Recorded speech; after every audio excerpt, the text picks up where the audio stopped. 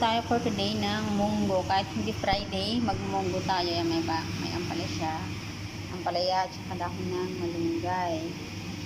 Tapos with matching galunggong. Yan. Talagay natin yung bawang. Tapos yung sibuyas na. Yung kamatis. Lalagyan na natin ito.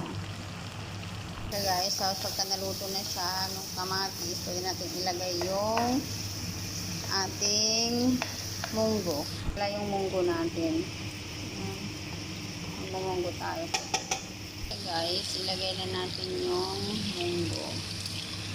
Ganyan ako magluto ng munggo. Lagyan na natin ng asin. Ito yung ibang pampalasa niya. Asinin tayo. Tapos lagyan natin ng konting leche. So guys, haluin din natin. Titimplahan lang natin. Tapos lagyan na natin yung